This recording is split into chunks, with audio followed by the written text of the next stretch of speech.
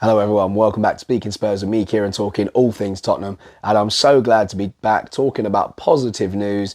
4-0 thrashing of Aston Villa that keeps our top four hopes alive. Not only that, that very same team, Aston Villa, that are sitting just above us in fourth spot. We now have the game in hand. We can leapfrog them if we win that game in hand. It was just, satisfaction all round. So apologies for not being there to talk about the last game that we had, but I did mention that I was going to be on stage, so that's what kept me busy. And I was actually performing whilst the game was going on. Managed to catch some glimpses of the game throughout whilst I was performing and not on stage at the time. But yeah, this one, absolutely fantastic. We played really good football. There was some great pressing in this game. And yeah, initiative to us now. So we're going to jump into a bit of that, talk about a little bit about the game, what I thought about the players, and then talk about some stuff from Ange Postecoglou. And then obviously that knock. Well, that knock, it wasn't a knock at all. It was Mickey van der Ven's own fault. He went in for that sliding effort that meant he had to come off holding a hamstring. So, yeah, 4-0 victory over Villa in the Premier League at their ground as well, which makes it all the more impressive because they hadn't conceded, they haven't been conceding goals there. Also, we've been scoring in every game, and we were worried going into this game that they could be the team that would finally stop us from scoring in a game, but it was the other way round. We broke their perfect record at their ground and we managed to score there. So Ange made 3 changes to the side that beat Crystal Palace the previous weekend. So we came into that in 5th place, 5 points behind Villa with a game in hand. We also went to Villa Park with 8 days worth of work behind them on our pitches at Hotspur Way, whilst Unai Emery's men, they were in action on Thursday night, drawing 0-0 with Ajax. That was in the Europa Conference League. But as Postecoglou said, he'd much rather that we were in Europe and playing all the extra games. So make of that what you will with the extra break we had. I will say, though, Villa did look tired at times. So Europe is obviously affecting them. It does stretch a squad when you're not used to needing a big squad. So for us, we had Pedro Porro back in the team after his hamstring injury, and Pat Matassar, he had a better week following his back problem. So he started in midfield with Bentancur dropping to the bench. Brennan Johnson, who actually made a big impact himself with 2 assists from the bench against Palace. So he started with Timo Werner taking the place on the substitutes bench instead. So the first half actually brought little in any way of clear-cut chances, as we held most of the ball, but we didn't use it very well at the end of the day. The hosts, they actually had some half chances, mainly from our own doing. There were some loose passes from some of our players, lapses in concentration, if you will. The 5 second half minutes suddenly gave the match. 5 second half minutes suddenly gave the match much more complexion. First, we lost Mickey van der Ven to what looked like another hamstring injury. That was in the 49th minute. And then just a minute later, Dejan Kulusevski sent Sarr all the way down the right. And that magical, young, energetic midfielder, it looked like he was actually stumbling beforehand, but he managed to regain his balance and whipped in a lovely teasing cross for James Maddison, who had to stretch for it, but adjusted well to touch home between 2 defenders. 3 minutes later, Kulusevski won the ball back up high up the pitch. That was some of that great pressing that we'd grown used to. He won it high up the pitch, and then Sonny raced away before teeing up Johnson to curl home past Emiliano Martinez. I don't know why I said it like that, apologies. So the 65th minute, John McGinn was sent off for a late swipe at Destiny Udogie, as he was running through into the Villa half. And it was an awful tackle. When you watch the replays back, I don't know what was happening to McGinn. He completely lost his head. No attempts for the ball whatsoever. The ball is on the left-hand side of Udogie. McGinn comes in from the right-hand side. The ball's nowhere near whatsoever. It's completely protected. He just takes a ridiculous swipe at him. Completely lost his head, but yeah, deserved red card. We took full advantage of that, though. First, Kulusevski picked out Sonny for a rocket of a shot, and then in added time, Sonny himself burst into the box and teed up Timo Werner. So that is 2-2 for Turbo Timo, who placed his effort pretty nicely into the far corner. And this is the thing about Timo. When he's not really got time to think about it, it comes naturally to him. The second he's got time, because he's got so much pace and ends up, when he's on the ball, breaking past players, he's got all that time chasing down goal to think about it, and quite often lashes at the ball.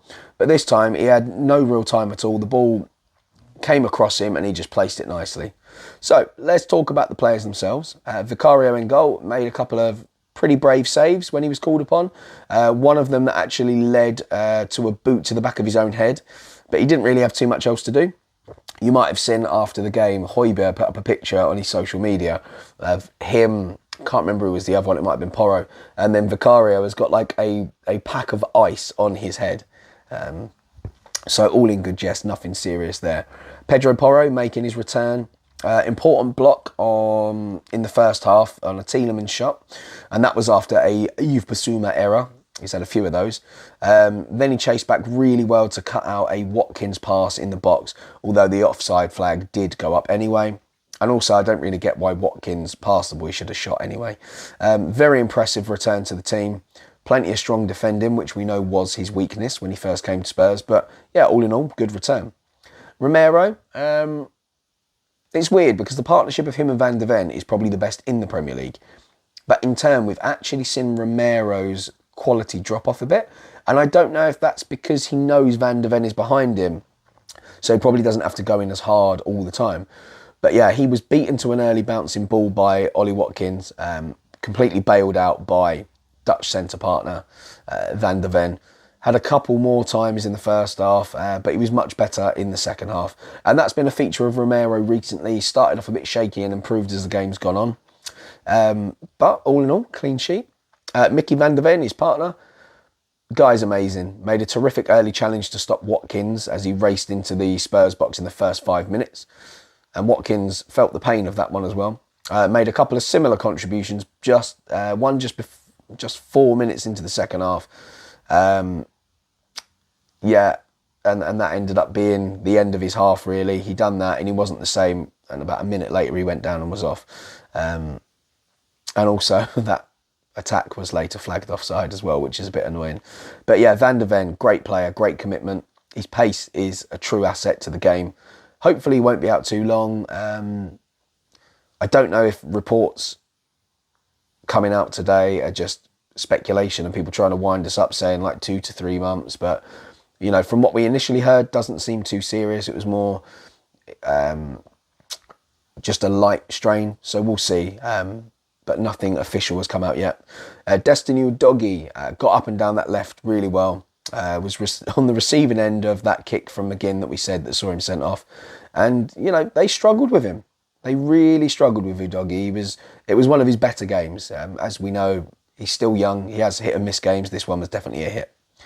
Into the midfield, Pat Matassar picked up an unfortunate yellow card in the first half. He actually fell over into Tielemans and took a big whack that saw him limp off at the break as well. So a bit unfortunate for him. But he was excellent though. So he was obviously fine at half time, probably stretched himself out, probably had a little cheeky massage as well.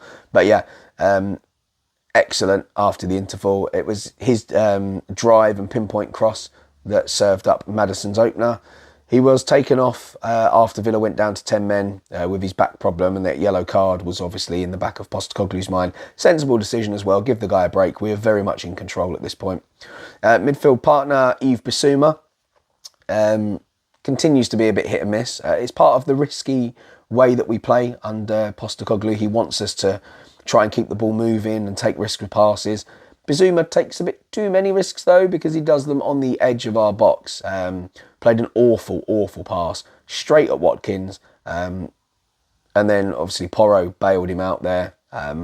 Made an important challenge though in our area after the half-hour mark on Bailey, and helped us win the ball a few times in midfield. So yeah, he's having a bit of a strange second half of the season, but he did okay.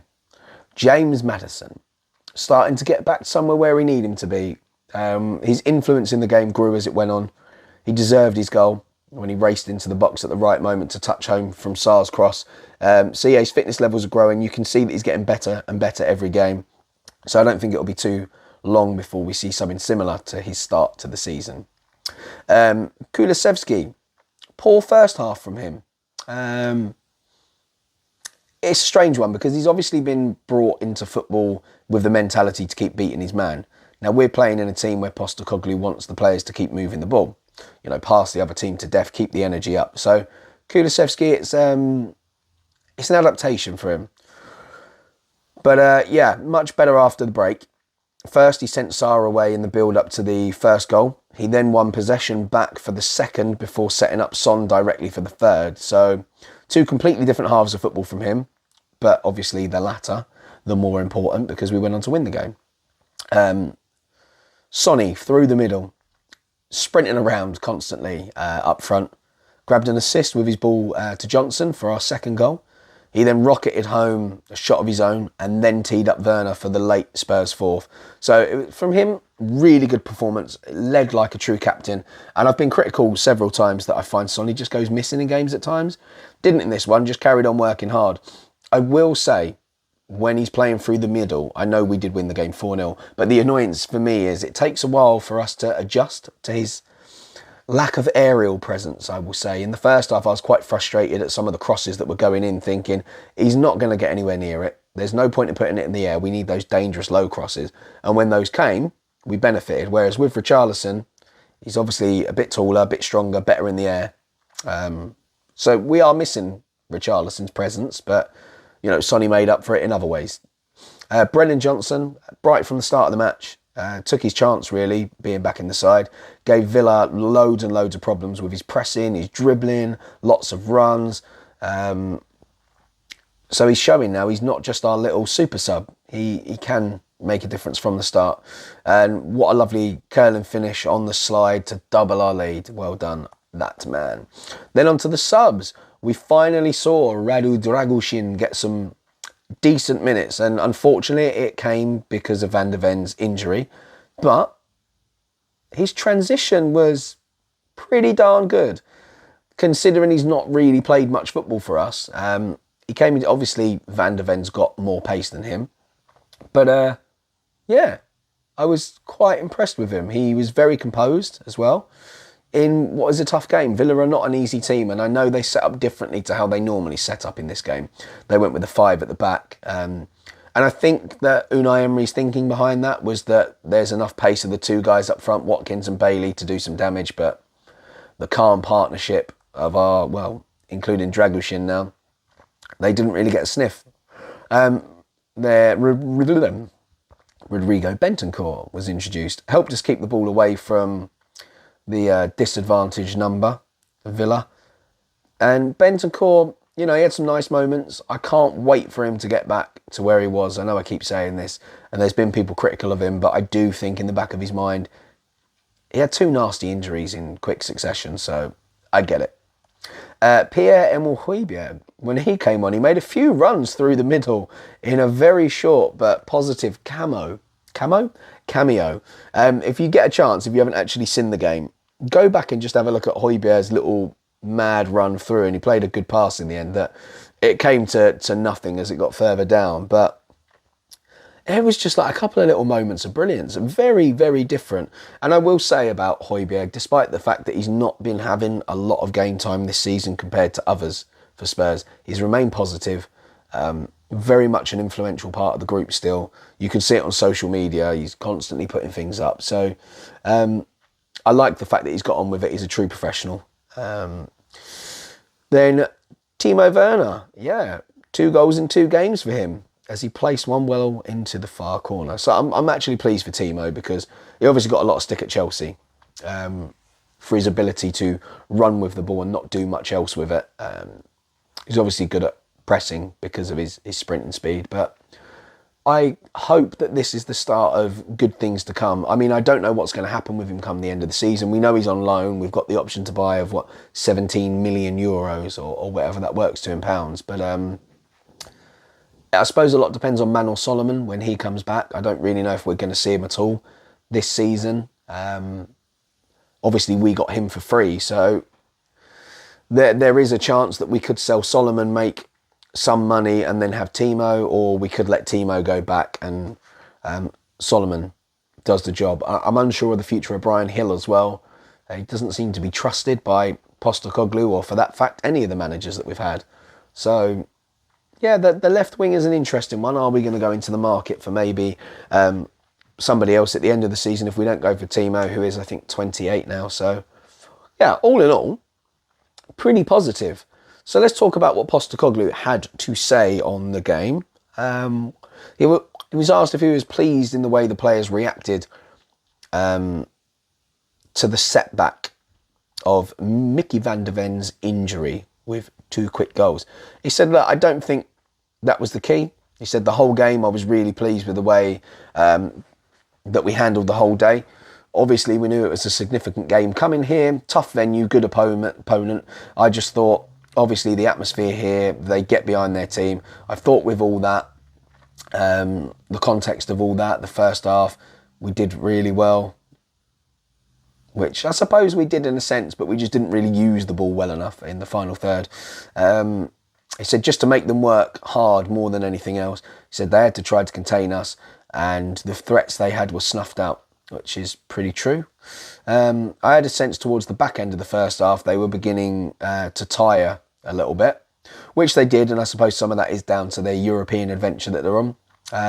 He said that was the message at half-time, just to persevere, stay calm, play our football, maintain the intensity, which is going to be important, and we did. We got off to a flyer, the quality of our football was excellent to see out the game. He was asked if Mickey was okay, Van de Ven. He said, I'm not sure. He doesn't think it's anything too significant. So disappointing for him because he was outstanding again up until that point, but great for Radu to come in, his first significant game time in a big game, and I thought he handled it really well. He was asked if this is the best performance of his time here. Now, I actually thought this was a bit of a weird and unfair question because in terms of where the season's at, it was a very big game. But early on in the season, things clicked very, very well early. So it's hard. And he said himself, I don't know. It's a hard one to assess. At the beginning of the year, we played some big games. We handled ourselves well. But considering the context of the game, the venue and the opponent, I thought it was as controlled as we've been in any game all year. The way we handled everything, it's a positive for us because, again, there's a lot of growth in this team. And it's one of the areas, can we control games even against quality opponents? Turns out we can. How important was it to limit the opposition like against Palace? He said, yeah, really important. We work awfully hard without the ball as a collective, but at times this year we've let ourselves down in terms of conceding from areas where we shouldn't. But the focus has been really good. Obviously, Mickey's out today, but it's good when you get a settled back four as well. And that plays a significant difference in the middle of the year when we were chopping and changing. So it's hard for us to maintain consistency. They're obviously a threat. Ollie Watkins having an outstanding year. Today was a threat, but I just think we handled it really, really well. Vic only had a couple of moments where he needed to be involved, and he did that really well. Our two full-backs were outstanding in the way they swung across. The centre-backs did a great job. And it did, and it's a real team collective effort. That defence works really hard for each other. They mop up each other's mistakes. There's good pace in it, apart from... I mean, Romero's no slouch, but, you know, the other three have got a decent amount of pace. Yeah, it's now a 2-point gap. A big swing from a potential 8-point gap, he said. I guess so. I think I said before the game, I still think there's a significant part of the season to go. There's still 11 games for us anyway. So many challenging games, and every game will have meaning between now and the end. Not just for us, but for every team. There's a fight up at the top. There's a fight down the bottom. There's a fight in the middle somewhere. So we're all fighting for something. If we had lost today, I don't think that would have discounted us. Whatever other people put on as targets, I've been consistent in saying what's important for me is our growth as a team. And I thought we saw that today in another positive step forward for us. He was asked about the strength of Villa at home this season and is it a compliment to his team that they had to adjust today? As in, Villa had to adjust. He said, look, I don't know about that. I still think for the most part, the basic principles of their game doesn't really change. They're still very well organised and very well structured. But I think for us, part of our development as a team is to have a real clear identity that hopefully challenges other teams to change their approach against us. I don't think we're there yet.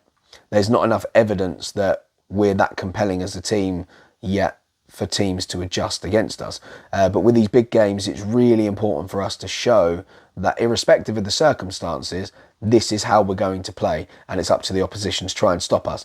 And Yeah, they did change, but what's strange is they didn't actually change when they battered Man City at home. So I don't really understand why they made the changes they did, and I don't think many people do. Red cards seemed to be at a key moment in the game. What did you make of it? They said, I don't think it was a key moment. I thought we were well in control at 2-0 up. Obviously, it made the game a bit easier for us in terms of territory, but I thought we were well in the ascendancy. I think it was just a byproduct of the pressure we were putting on the opposition. I don't think John McGinn meant any malice by it. I think it was probably just frustration more than anything else. I felt quite a few decisions were going against us on the day, little niggly ones. I can't believe Pap was the only one that got a yellow card today, but I don't think it changed the game. We were well in control by that point. And we were. He was asked if the goal, so our goal difference is now swung around. Do you think that could play a part in the end? And he said, could play a part in what? And smiles, because people keep asking him about the top four, but he has reiterated the fact that, mathematically we are still in a race for the title. We're not. Mathematically we are, but we're not. The battle between you and Aston Villa, he was asked, and he said, look, you're keeping us there, aren't you? No worries. Nah, that's what's important for us. What's important for us is that we scored 4 good goals from 4 key players who need to be scoring for us. I kept saying that's the area of the park where I don't think we've got bang for our buck, considering how hard we work in that front third. Even today, I thought we had more opportunities to score, but I was just really pleased in the execution of all our goals and the players who got them. That's more important. We can be a team that scores lots of goals, but we're still a work in progress in that area. So to get 4 goals away from home and the players who scored them was more important, and the execution of them was really pleasing. How important was it for James Maddison to get a goal, as he hasn't quite been his same creative self yet since returning from injury? He said, yeah, but he missed a lot of football and he's only just come back. We got a few like that who were just getting their rhythm back. Yeah, but good for him. It was a really good goal from him because it was as much about his endeavour as his quality in just getting into those areas. These are the kind of things we talk about constantly. We're going to get more reward for our good play and our hard work if those players show the endeavour to get in the right areas and score goals. Madders is one who has to be more advanced.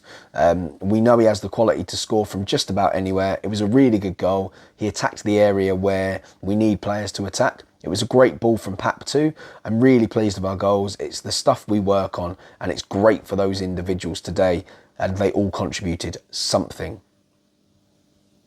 And yeah, one of the things that I keep saying about Ange is I like the way he speaks. He's got his head screwed on. He has a bit of banter with the media because obviously they keep talking about the fact that top four, and obviously there's still loads of games to play. I think realistically as Spurs fans, we know it's not going to be first or second. We know that battle's pretty much sewn up. Maybe even third. That 3-way battle for the title is hotting up.